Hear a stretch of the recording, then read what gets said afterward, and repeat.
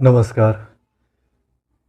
पिछले वीडियो में हम लोगों ने रेकी क्या होता है, रेकी का इतिहास क्या है, ये जाना। आज हम लोग रेकी के 5 सिद्धांत को जानेंगे।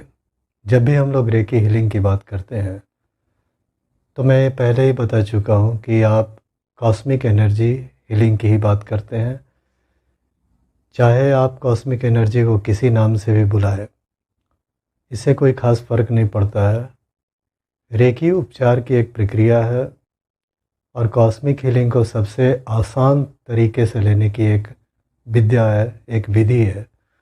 और जिस विधि से हम लोग कॉस्मिक एनर्जी को बहुत ही आसान तरीके से रिसीव करते हैं और उसका उपयोग अपने शारीरिक और मानसिक रोगों के उपचार के लिए करते हैं। रेकी के प्रथम गुरु डॉक्टर उसुई साहब ने रेकी के लिए 5 सिद्धांतों का निर्धारण किया है। उनका ये मानना था कि जो भी रेकी चैनल है, जो भी रेकी को करता है, जानता है, उसके लिए रेकी के इन 5 सिद्धांतों को मानना बहुत ही ज़रूरी होता है। अब ये 5 सिद्धांत क्या है, ये हम लोग जानेंगे। पहला सिद्धांत, केवल आज के लिए मैं आभार के भाव में रहूँगा। आभार के भाव में रहने का क्या मतलब होता है? डॉक्टर उसुई साहब का यह मानना था कि आप प्रत्येक दिन लोगों के प्रति आभार का भाव व्यक्त करें, आभार के भाव में रहें। लोग हमारे ज़िंदगी को सुखमय और शांतिमय बनाने के लिए बहुत सारे लोगों का कंट्रीब्यूशन हमारे लाइफ में रहता है, जैसे हमारे माता पिता, हमारे गुरु, हमारे भाई बहन, पति पत्नी, बच्चे, रिलेटिव्स, फ्रेंड्स। हमारा सबसे पहला आभार ईश्वर के प्रति, अपने क्रिएटर के प्रति होना चाहिए, क्योंकि उन्होंने ये इंसान जीवन हमें दिया। उसके बाद हमें आभार अपने माता पिता के प्रति करना चाहिए, क्योंकि उनके ऊपर ही हमारे पालन पोषण भरण पोषण की जिम्मेवारियां थी। वो चाहते तो अपनी जिम्मेवारियों से विमुख भी हो सकते थे, लेकिन उन्होंने सही ढंग से हमारा पालन पोषण किया, हमें सही शिक्षा और संस्कार दिया, निस्वार्थ भाव से दिया। इसके लिए हमारा आभार उनके प्रति होना चाहिए। उसके बाद हमारा आभार अपने गुरु के प्रति होना चाहिए कि गुरु ने हमें सही शिक्षा दी। अब ये सवाल उठता है कि गुरु कौन होता है? गुरु कोई भी हो सकता है, कोई भी इंसान हो सकता है जिससे हमें कुछ सीखने को मिलता है। तो इसलिए हमारा आभार गुरु के प्रति भी होना चाहिए कि उनसे हमने कुछ सीखा, इस समाज में जीने की कला सीखी, समाज में रहने की कला सीखी। हम अपने व्यक्तित्व के विकास के लिए गुरु के मार्गदर्शन में बहुत कुछ सीखते हैं, इसलिए हमारा आभार गुरु के प्रति भी होना चाहिए। उसके बाद हमारा आभार, अगर आप पति हैं तो पत्नी के प्रति, पत्नी है तो पति के प्रति होना चाहिए, क्योंकि दोनों एक दूसरे के प्रति समर्पण भाव से अपने कर्तव्यों का निर्वाह करते हैं। हमारा आभार हमारे बच्चों के प्रति भी होना चाहिए। उनके रहने से हमारी ज़िंदगी में सुख, समृद्धि, शांति, खुशहाली और आनंद रहता है। अपने सभी दोस्त, मित्र, सभी के प्रति हमारा आभार रहना चाहिए, जिन्होंने हमारे जीवन को आनंदमय बनाया। हमारा आभार उन लोगों के प्रति भी होना चाहिए जिनका इनडायरेक्ट रूप से हमारे जीवन में योगदान है, हमारे जीवन को सुचारू रूप से चलाने में, सुखमय और आनंदमय बनाने में जिनका योगदान है। इसलिए हमें ये एक संकल्प करना चाहिए कि केवल आज के लिए मैं आभार के भाव में रहूँगा। डॉक्टर उसुई साहब ने ये कभी नहीं कहा कि आप ज़िंदगी भर के लिए ये बात कहो, लेकिन अगर हम हर दिन इस बात को रिपीट करते हैं तो हमारे अंदर प्यार और संवेदना का उदय होगा, हमारे अंदर प्यार और सहानुभूति का उदय होगा।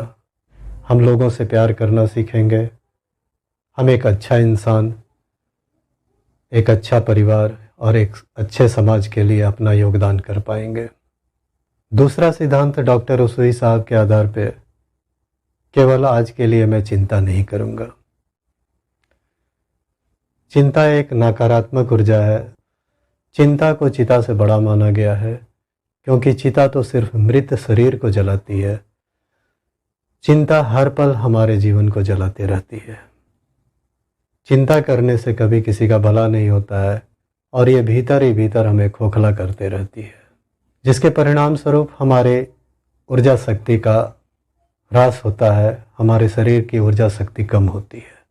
जब हम चिंता करते हैं तो ना तो सो सकते हैं, ना ही कुछ ढंग से सोच सकते हैं और ना ही कोई कार्य ठीक से कर सकते हैं, और ये हमारी संपूर्ण चेतना शक्ति को बिखरा देती है।